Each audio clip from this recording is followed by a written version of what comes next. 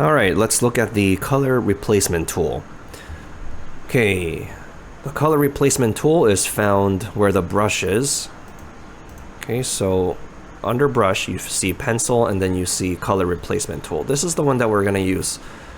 Okay, so click on this, and again, this is a destructive process, which means we're painting right over our existing image.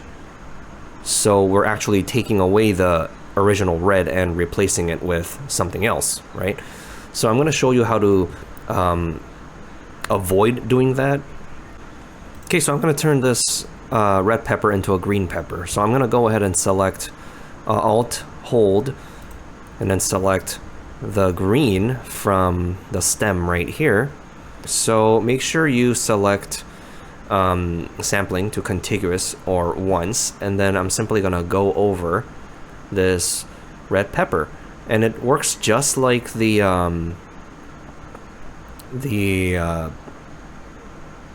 eraser tool that we just looked at. If you go over bounds, like over the boundary, it's gonna start applying to the white background, right? Okay, so avoid doing that. Okay, so it's green now. It's not perfect. In order to avoid going over like this, what you can do is you can actually, with the quick selection tool, which we've already used, you can make a selection and select this pepper.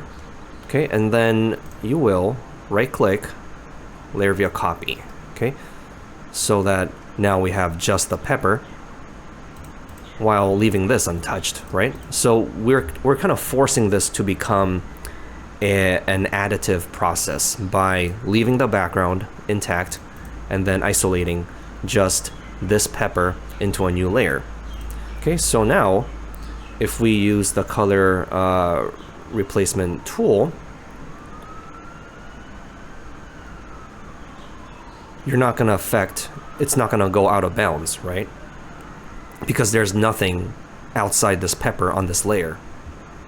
Okay, so that's one way. All right, the other way, I'm going to go back. The other way to do this is you'll simply make a selection, and without even doing a layer via copy, you can just continue working on it. You can just start replacing the color, and it won't go out of bounds because the selection is made only on the pepper. So now it doesn't apply to anything outside the pepper. Okay, so that's the second way. All right, so, but what if you go out of bounds? What you can do is, if this happens, you can get an eraser and just erase it, right? So eraser tool, and you can erase it. But you're gonna have to be careful because it's erasing through the pepper, right? Okay, so you're gonna set your hardness, right? Do the appropriate things, appropriate preparations, and erase your mistakes, or just turn on Erase to History.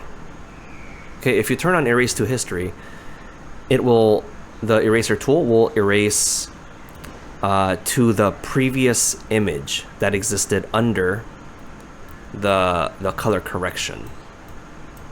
Okay, so if I do this, you see how I'm erasing back to a red? That's because we're erasing to history. Okay, so that's another method to correct your mistakes. Okay, instead of just erasing like this, because it's not going to be perfect, you're going to expose a lot of whites, or you're going to just like cut through the actual color.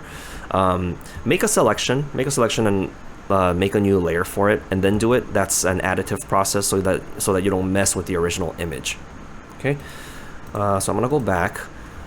All right, so what you have to do now is change the colors, but see how there's like the reflection of the red over here? there's the reflection of the red on the shadow. Okay, that's just how light works. Like underneath this yellow pepper, you see some yellow lighting from the reflection of the yellow, right?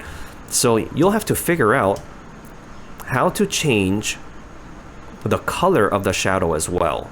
Okay, so do that, figure that out, and also play with the settings with the color replacement tool.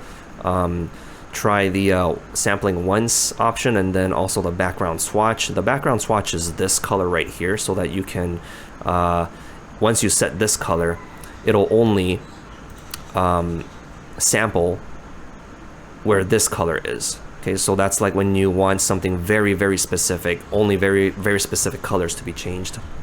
And then play with this, same as the eraser tool and the tolerance, and then we also have mode, hue, saturation, color, and luminosity. So play with that too.